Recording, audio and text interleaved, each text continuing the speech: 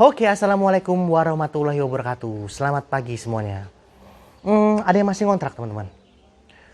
Jadi daripada ngontrak selama bertahun-tahun, lebih baik uangnya kita pakai bayar angsuran, bayar cicilan ke bank selama 10-15 tahun, beli rumah dengan cara KPR. Karena kalau kita ngangsur beli rumah dengan cara KPR, bayar cicilan angsuran selama 10-15 tahun, nanti setelah 10-15 tahun kemudian rumahnya jadi milik kita. Dibanding ngontrak selama bertahun-tahun, contoh ya selama 3 sampai dengan 5 tahun, ternyata setelah kontraknya habis, tahu-tahu kita punya rumah, ya kan? Jadi pilih mana? Nah oke, jadi untuk teman-teman yang sampai saat ini lebih memilih kontrak daripada punya rumah dengan cara KPR atau ngangsur atau nyicil ke bank selama 10 sampai dengan 15 tahun, teman-teman semua jangan berkecil hati teman-teman. Jadi ini adalah tips untuk teman-teman yang ingin punya rumah dalam waktu 3 sampai dengan 5 tahun, oke? Semoga bermanfaat. Buka YouTube, kemudian ketik Mas Wahyu. Oke, klik tombol subscribe dan aktifkan tombol lonceng. Ingat ya, subscribe itu gratis. Oke, selamat menonton. Nah, jadi biasanya ya teman-teman ya, teman-teman yang memilih beli rumah dengan cara KPR atau ngangsur ke bank selama 10-15 tahun, alasannya adalah karena biasanya umumnya gini, Mas, saya kalau ngumpulin segitu besar nanti saya nggak bisa. Jadi saya lebih baik ngangsur aja ke bank. Oke, jadi sebenarnya teman-teman, kalau teman-teman mau hitung-hitungan teman-teman ya, nilai rumah yang teman-teman beli ketika memilih beli rumah dengan cara KPR, itu bunganya jauh lebih besar dibanding apa yang teman-teman dapatkan teman-teman. Jadi di video ini saya akan berikan tips untuk teman-teman cara menabung agar teman-teman bisa punya rumah dalam waktu 3 sampai dengan 5 tahun teman-teman. Jadi untuk teman-teman yang memilih kontrak jangan khawatir. Ini yang perlu teman-teman semuanya ketahui ya teman-teman ya. Biaya administrasi untuk beli rumah dengan cara KPR itu sudah cukup tinggi teman-teman.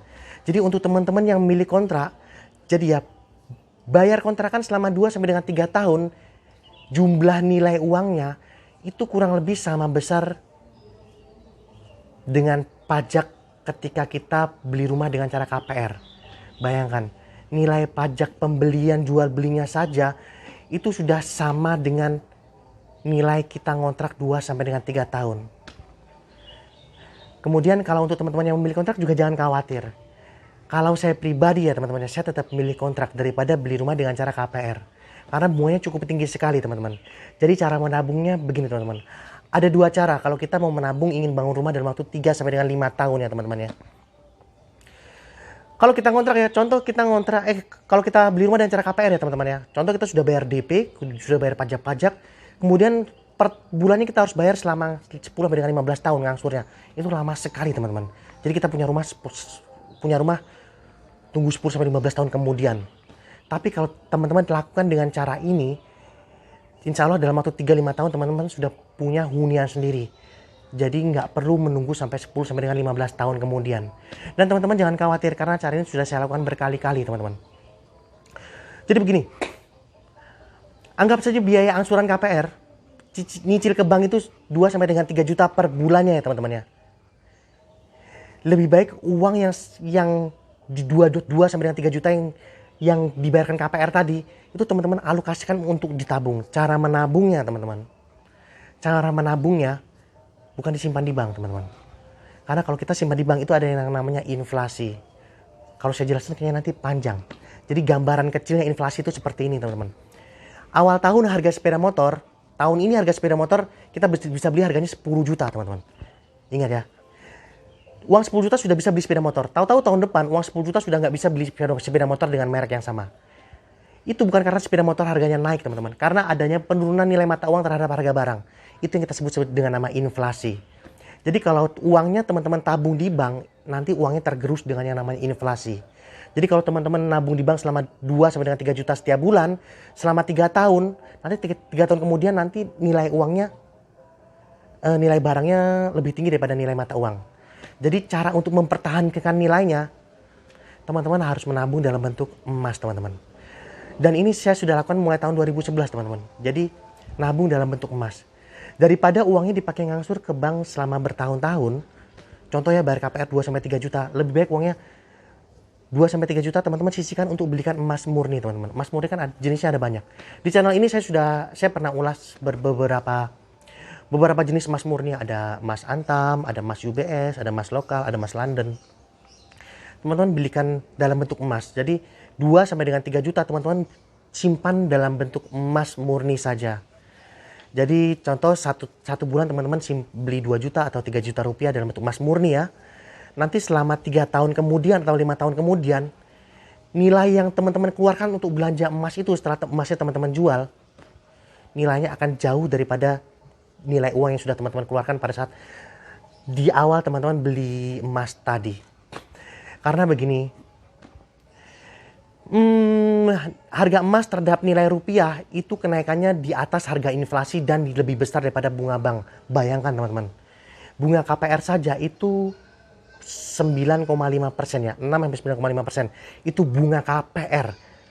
Kalau kita bikin 9% saja itu selama 10 tahun, kan hampir 100% kenaikannya.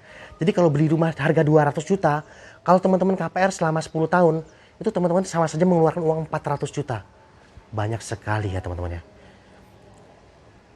Jadi lebih baik uangnya disimpan dalam bentuk emas murni. Ingat sekali lagi teman-teman, nilai emas ini mengalahkan harga inflasi. Nilai kenaikan inflasi itu, jadi kenaikan harga emas nih melebihi tingkat inflasi, juga melebihi nilai bunga bank teman-teman. Rata-rata kenaikan harga emas selama 10 tahun terakhir ini kalau saya cek, itu rata-rata di atas 10%, 13 sampai dengan 14% kenaikan harga emas terhadap rupiah ya teman-teman ya. Jadi ini adalah solusi untuk teman-teman yang ingin punya rumah dalam waktu 3 sampai dengan 5 tahun. Alokasikan 2 sampai dengan 3 juta per bulan untuk disimpan dalam bentuk emas murni teman-teman. Itu cara pertama ya teman-teman ya. Untuk cara kedua, ini adalah cara yang kalau saya bilang zaman dulu sih sering banyak yang melakukan cara ini. Yang kedua itu menabung di toko bangunan. Oke. Jadi kalau menabung di toko bangunan itu bukan menabung uang teman-teman. Kalau menabung uang sih rata-rata nanti toko bangunan nggak mau. Kan harga bangunan kan juga berubah terus kan. Kadang-kadang kan harga bangunan ada kenaikan. Jadi cara menabung di toko bangunan, teman-teman harus punya RAB-nya dulu. Jadi contoh teman-teman sudah punya target dalam waktu 5 tahun ke depan teman-teman mau bangun rumah, biayanya contoh 100 juta. Oke teman-teman ya. Jadi waktu teman-teman ada uang terkumpul 3 bulan kemudian atau 2 bulan atau 4 bulan terkumpul uang 5 juta. Teman-teman belanja di toko bangunan, belanjakan materialnya teman-teman. Jadi contoh teman-teman membangun rumah nilainya 100 juta, rumahnya butuh semen sekian, besi sekian, pasir sekian, bata sekian, teman-teman belikan dulu tapi dititipkan di toko bangunan biar barangnya nggak rusak, biar bahannya nggak rusak ya, itu cara kedua. Jadi contoh 5 juta teman-teman titipkan toko bangunan tapi bukan titip uangnya, titip teman-teman beli semennya dulu sama batanya dulu tapi tetap barangnya ditaruh di toko bangunan. Nanti ada dana lagi teman-teman belikan ke toko bangunan, entah dititipkan beli pakunya mungkin ya kan atau apanya, pokoknya materialnya teman-teman semuanya titipkan di toko bangunan, nanti sambil dicatat. Nanti setelah 3 tahun semuanya sudah terkumpul, teman-teman tinggal ke toko bangunan, jadi materialnya tinggal ambil, tinggal sediakan ongkos tukangnya. Ingat teman-teman, menabung dalam bentuk emas itu melindungi nilai investasi teman-teman. Maksudnya nilai uang kita terlindungi dengan cara menabung dalam bentuk emas. Kalau teman-teman menabung dengan di bank, itu uang teman-teman tergerus oleh inflasi.